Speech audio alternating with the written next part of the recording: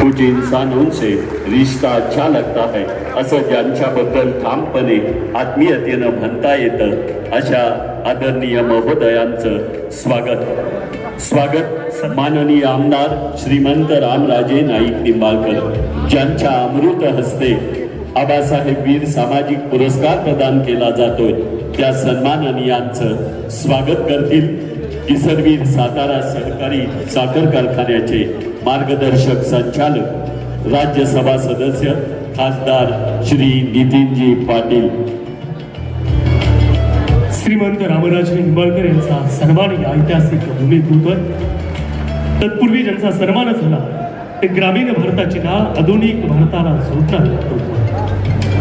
आदरणीय श्रीमंत छत्रपती उदयनराजे भोसले संसद सदस्य सातारा या सन्मान्यशाली मान्यवरांचं स्वागत करण्याची विनंती श्री मकरंदजी पाटील मंत्री महोदय आणि चेअरमन किसनवीर सातारा सहकारी साखर कारखाना यांना त्यापुढील अनुक्रमात राज्याचे सार्वजनिक बांधकाम मंत्री माननीय नामदार श्रीमंत छत्रपती शिवेंद्र सिंह राजे भोसले बाबा महाराज या सहकारी यात्रींचं स्वागत श्री नितीनजी पाटील संसद सदस्य राज्यसभा चेअरमन सातारा जिल्हा मध्यवर्ती सहकारी बँक हे स्वागत करतील। माननीय नामदार श्री शिवेंद्र सिंह राजे भोसले सहकारातील प्रगल्भ व्यक्तिमत्व पिढ्या पिढ्यांना प्रेरणा देणारं कर्तृत्व मातीशी नाळ जुळलेलं समाजाभिमुख नेतृत्व माननीय नामदार श्रीमंत छत्रपती शिवेंद्र सिंह राजे भोसले यांच्या स्वागतानंतर आदरणीय माजी आमदार श्री बाळासाहेब पाटील चेअरमन सह्याद्री सहकारी साखर कारखाना लिमिटेड यशवंत नगर कराड यांचं स्वागत करतील श्री प्रमोदजी शिंदे उपाध्यक्ष किसनवीर सातारा सहकारी साखर कारखाना आपण स्वागत करावं।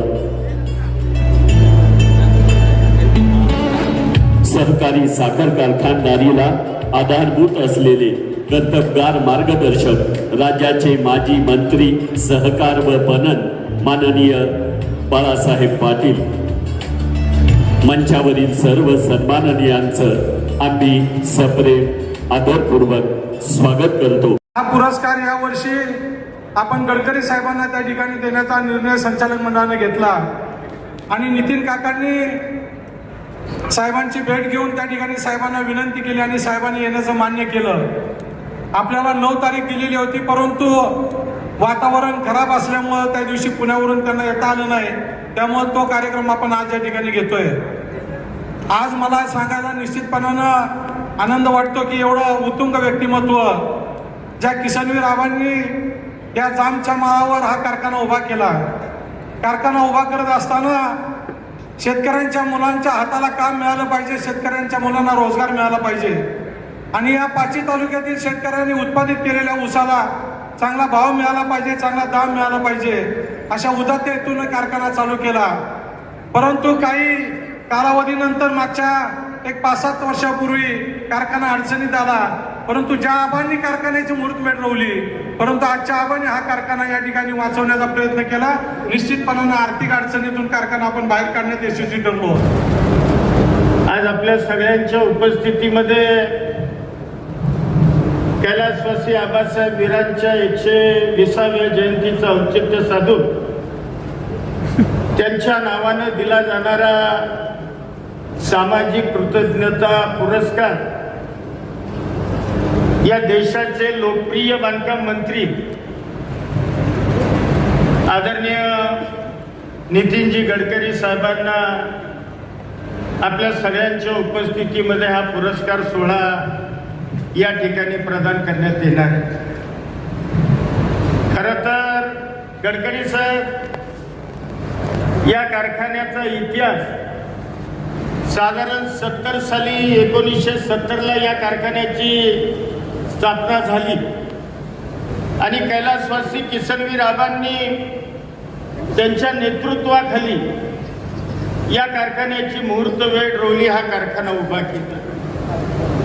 आणि कारखाना उभा करत असताना 5 तालुक्याचं कार्यक्षेत्र किंबहुना 5 तालुक्यांना मध्यवर्ती येईल अशा पद्धतीची त्यांनी कारखान्याची उभारणी केली. आणि गेले अनेक वर्ष या कारखान्याच्या माध्यमातून या कार्यक्षेत्रातल्या सभासदांना त्यांच्या ऊसाला चांगल्या पद्धतीचा भाव देण्याचा प्रयत्न या निमित्तानं केला जातो. खरं तर साहेब, अनेक दिग्गज मंडळींनी या कारखान्याचं नेतृत्व भूषवलं. मग त्यामध्ये आबासाहेब वीर असतील, माजी आमदार लालसिंगराव शिंदे असतील, माजी आमदार डी.बी. कदम साहेब असतील, सुरेश वीर असतील, नामदेवराव कदम असतील, माजी खासदार लक्ष्मणराव पाटील, अशा अनेक मान्यवर मंडळींनी या कारखान्याचं नेतृत्व केलं. खरं तर मधल्या कालावधीमध्ये हा कारखाना आर्थिक अडचणीमुळं, चुकीच्या नियोजनामुळं हा अडचणीत आला. आणि हाच कारखाना नव्हे तर खंडाळा सहकारी साखर कारखाना सुद्धा, ते दोन्ही कारखाने साहेब 2 वर्ष बंद होते. आणि मग किसनगीर कारखान्याचे 7,000 सभासद असतील, त्याचबरोबर खंडाळा कारखान्याचे जवळपास 15,000 सभासद, अशा तब्बल 85,000 सभासदांच्या प्रपंचामध्ये हे दोन्ही संस्था अडचणीत आल्यामुळं फार शेतकरी या ठिकाणचा अडचणीत आला. मग या सगळ्या सभासदांनी आम्हाला आग्रह केला की काही करून तुम्ही कारखाने चालवायला घेतले पाहिजेत, निवडणूक लढली पाहिजे.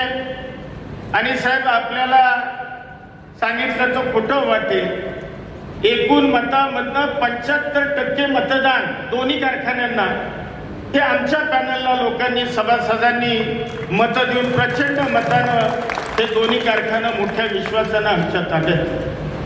खरं तर कारखाने ताब्यात घेतले, परंतु कारखाने कसे चालवायचे अशा पद्धतीचा प्रश्न आम्हाला होता. परंतु म्हणजे झोप लागत नव्हती. पवार साहेबांच्याकडे वारंवार चक्रा मारायचो, सरकारच्या दारी साहेब आम्ही सातत्यानं जात होतो. परंतु शेवट अजितदादा असतील, आपलं महायुतीचं सरकार असेल, यांनी तब्बल 467 कोटी रुपयाची थकामी आपल्या या कारखान्याला दिली. आणि आपण बघताय हे दोन्ही कारखाने गेले 4 वर्ष आमच्या मार्गदर्शनाखाली या सर्व सभासदांच्या पाठबळावर हे कारखाने अतिशय साहेब व्यवस्थित चालू आहे. या वर्षी तर 3350 रुपये दर आम्ही या कारखान्याच्या कार्यक्षेत्रातल्या सभासदांना देण्याचा प्रयत्न केलाय. कालच आम्ही डिसेंबरचा शेवटचा 15वडा हा त्या ठिकाणी दिलाय. आणि मी या निमित्तानं सभासदांना हे सांगू इच्छितो की येणाऱ्या 20 ते 25 दिवसाच्या आत या कारखान्याच्या सगळ्या शेतकऱ्यांचा जेवढा ऊस गाळप झालाय त्यांचे सगळेच्या सगळे पैसे हे आपल्या खात्यावर जमा होतील. अशा योग्य व्यक्तीला आज आपण या पुरस्काराच्या निमित्तानं या ठिकाणी सन्मानित करतोय. खरं तर गडकरी साहेब, मी एवढंच म्हणेन की आज आमचं भाग्य आहे की आपल्यासारखी व्यक्ती या पुरस्काराला आम्हाला लाभली. आणि खरोखर आज आमच्या सगळ्या कारखान्याच्या कार्यक्षेत्रातील सभासदांचा आपल्या येण्यानं फार मोठ्या प्रमाणामध्ये सन्मान झालाय असं म्हणलं तर काही वावगं होणार नाही. आज रामराजे साहेबांच्या हस्ते हा पुरस्कार देतोय. रामराजे साहेबांनी सुद्धा या जिल्ह्यामध्ये गेले कित्येक वर्ष नेतृत्व करतायत. आम्ही म्हणलं आता खरं तर अजितदादांच्या हस्ते आम्ही हा पुरस्कार देणार आहोत, परंतु दुर्दैवानं अजितदादांचं अपघाती निधन झालं आणि आपण पाहिलं की सगळा महाराष्ट्र त्या ठिकाणी दुःखामध्ये लोटला. आणि खरं आम्ही ठरवलं होतं की दादांनाच या कार्यक्रमाला बोलवायचं, परंतु दुर्दैवानं दादा आज ह्यात नाहीत. म्हणून रामराजे साहेबांना, तेही आमचे मार्गदर्शक नेते, त्यामुळे त्यांच्या शुभ हस्ते हा पुरस्कार आपण देतोय. आणि या कार्यक्रमाला आदरणीय शिवेंद्रराजे असतील, उदयनराजे असतील, बाळासाहेब पाटील असतील आणि मंचकावरची सगळी मान्यवर मंडळी या पुरस्काराच्या कार्यक्रमाच्या निमित्तानं आली, त्याबद्दल आपणा सर्वांना आणि विशेषतः गडकरी साहेबांना मी या कार्यक्रमाच्या निमित्तानं तुमच्या माझ्या सगळ्यांच्या वतीनं मनापासून धन्यवाद देतो. त्यांचे खूप खूप आभार मानतो आणि माझे 2 शब्द थांबवतो.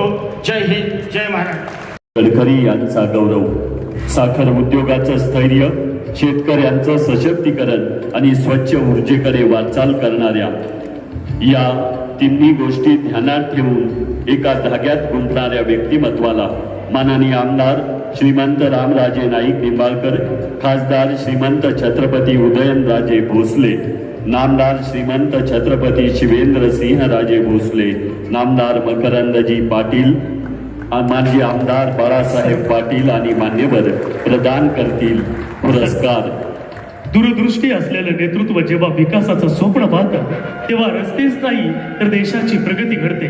भारताच्या राजकारणात विकास पुरुष म्हणून ज्यांचं नाव आदरानं घेतलं जातं, ग्रामीण भारताला आधुनिक भारताशी जोड देणारं महान कार्य जे करतायत ते या भारत देशाचे रस्ते वाहतूक व महामार्ग मंत्री आदरणीय नितीनजी गडकरी साहेब यांना या किसनवीर सहकारी साखर कारखान्याच्या प्रांगणात आबासाहेब वीर सामाजिक पुरस्कार देऊन या ठिकाणी गौरवण्यात येत आहे. खऱ्या अर्थानं आम्हाला खऱ्या अर्थानं अभिमान वाटतोय.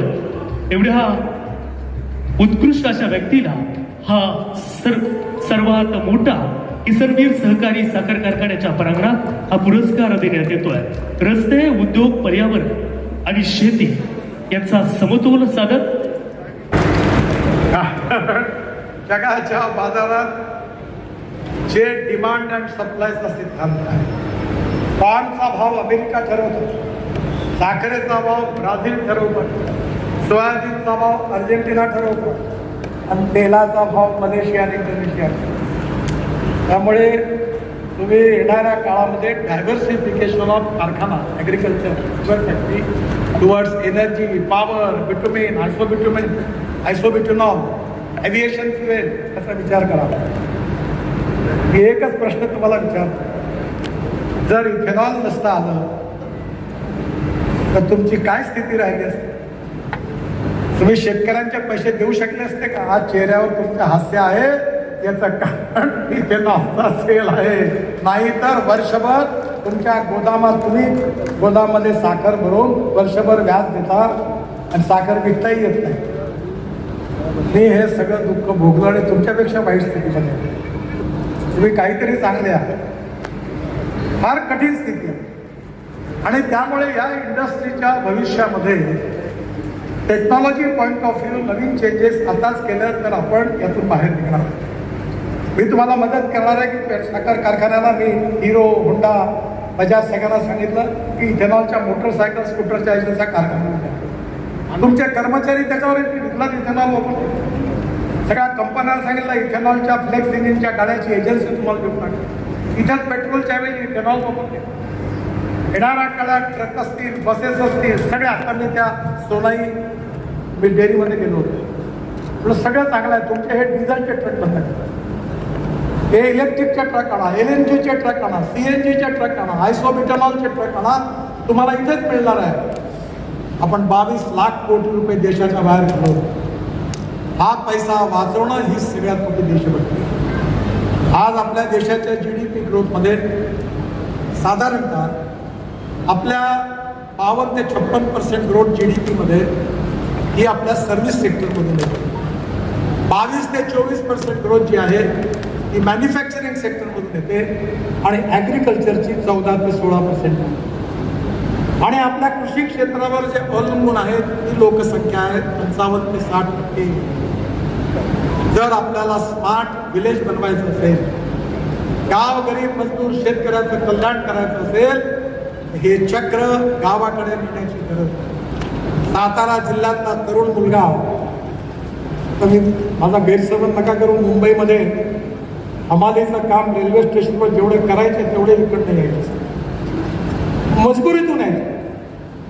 पण आज ठिकाणी इकॉनॉमीचं चक्र तुम्ही उलट फिरवलं, मुंबईत गेलेले लोक पुन्हा सातारला आपल्या गावी परतल्याशिवाय राहणार नाही. हे काळ्या दगडावरचे लोक. आपण तंत्रज्ञानाचा आधार घेतला पाहिजे, AIचा उपयोग केला पाहिजे. एकरी 100 टन ऊसाचं उत्पादन काढलं पाहिजे. हार्वेस्टर इथेनॉलवर चालणारे आले पाहिजे. Tractor electric, isopentanol, flex engine, CNG याच्यावर जो शेतकरी तयार करतो त्याच्यावर आला पाहिजे. तर शेतीचं आपण उत्पादन खर्च कमी करू. हे जे आहे याच्यामध्ये आपल्याला कळतं की आता खताची गरज आहे का, 8 दिवसांनी कोणता रोग येणार आहे, पाण्याची पाणी किती आहे, लगेच ड्रीप चालू करतो आपण. त्यामुळे टेक्नॉलॉजीचा उपयोग करून ॲग्रिकल्चर प्रोडक्टिव्हिटी वाढवणं, ॲग्रिकल्चर इन्व्हेस्टमेंट एक्सपेंडिचर कमी करणं आणि मार्जिन ऑफ प्रॉफिट वाढवणं यातच शेतकऱ्याचं हित. क्षमा मागतो, आता मी तरी काय करतो, कॉन्ट्रॅक्टर ढंगाचे भेटत. आता कॉन्ट्रॅक्टर तिथे दिसेल तिथं ठोकल्याशिवाय राहतो. ब्लॅक लिस्टेड लोकांना जेलमध्ये टाकायचं सांगितलं. मी क्वालिटीशी कॉम्प्रोमाइज करत नाही, कारण मी लक्ष्मी दर्शन घेत नाही. त्यामुळे आता जो मिळेल त्याला ठोकायला, ब्लॅक लिस्टेड करायला मागे. की आत्ताच सांगितलं की आपल्याकडे एक मशीन आहे, त्याला स्टंप फिरवा, तुम्ही काळजी करू नका. मी येत्या 15 दिवसात आत्ता शिवेंद्रराजांना सांगितलं की पुणे शहरात मी 50,000 कोटी रुपयाचे फ्लायओव्हर बांधतो. जे 3-3 फ्लोअरचे बिल्डिंग आहे ना, 3 मजले, असे फ्लायओव्हर 3 मजले. आणि त्यातला पुणे सातारा रोडवरही आहे. आणि आता सर्व्हिस रोड 1600 बांधायला 1600 करोड त्यालाही दिले आहे. आणि हा जो रस्ता आहे हाही पण जास्तीत जास्त 6-8 महिन्यात पूर्ण करू असा प्रयत्न आहे कागलपर्यंत. आणि त्याचबरोबर पुण्याचा जो रोड आहे वेस्टर्नली बायपास पुणे साताराचा, त्याच्यावर 6,000 कोटी रुपयाचा इतिहास तयार झाला आहे. रिलायन्सचं काम टर्मिनेट केलेलं आहे, नवीन येणार आहे. आणि हा रस्ता पण चांगला करून पुण्यातून तुम्ही पुणे शहरातून 1 तासाच्या आत साताऱ्यात पोहोचाल अशी व्यवस्था केली. अंबाटकी घाट पहिली टनेल मी बांधली होती जेव्हा मी फसलो होतो. मी ज्यावेळी कॅबिनेटच्या मिटिंग करता महाबळेश्वरला आलो, टँकर उलटला, 12 तास फसलो. मग मी हे मॉडेल शोधलो की वरतून एक रस्ता आणि खालून एक रस्ता. आता मी NHAचा मंत्री असल्यामुळे दोन्ही मोठमोठ्या टनेल बांधल्या. एक सुरू झाली, दुसरी पण जून-जुलैमध्ये त्यात पूर्ण होईल. मी उद्घाटनाला पुन्हा येईल आणि त्याच्याबरोबर पुण्यापर्यंत सगळा रोड सुंदर केला. या पुण्यामध्ये 6,000 कोटी त्याच्यावर पुणे सातारा रोडवर लावणार आहे. आणि म्हणून तुमचा प्रश्न नक्की मिटेल. आणि अजून सांगतो, सातारावरून तुम्ही औरंगाबादला, संभाजीनगरला तुम्ही 3 ते 3.25 तासात पोहोचा. आता मी नवी मुंबई पुणे एक्सप्रेस हायवे बांधतोय अटल ब्रिजच्या पासून, त्यामुळे 1.5 तासात पुण्याच्या रिंग रोडवर राहतो. आणि तिथून पलीकडे बंगलोरकडे जाणारा एक्सप्रेस हायवे बांधतोय दुसरी महामार्ग, मुंबईतून बंगलोर 5 तासात. त्यामुळे आज तुम्हाला विश्वास देऊन पण न विश्वास ठेवा माझ्यावर. दिल्ली ते डेहराडून 9 तास लागायचे, आता आम्ही उद्घाटन केलं, आता 2 तासात. दिल्ली ते मुंबई 12 तास. त्यामुळे येणाऱ्या काळामध्ये सध्या तुम्हाला त्रास होतो याचं मला दुःख आहे, पण 1-1.5 वर्षात तुम्ही या त्रासातून मुक्त व्हाल आणि 3 वर्षात पूर्ण मुक्त व्हाल याचा विश्वास देतो. आपण सगळ्यांनी माझा सत्कार केला, मला शुभेच्छा दिल्या. आणि जे आबासाहेबजी सामाजिक पुरस्कार यांच्या नावाने आहे, त्यांचं जीवन प्रेरणादायी आहे. ते क्रांतिकारक होते, देशभक्त होते, रचनात्मक कार्यकर्ते म्हणून सहकारच्या व्यक्तीने उत्तम काम केलं. त्यांचा हा पुरस्कार मला समाजाकरता, देशाकरता, गरीब माणसाकरता, गाव गरीब मजदूर शेतकऱ्याच्या कल्याणाकरता काम करायची बुद्धी देईल, शक्ती देईल अशी त्यांच्याकडे प्रार्थना करतो. आपल्या सगळ्यांना धन्यवाद देतो आणि माझं बोलणं संपवतो. नमस्कार.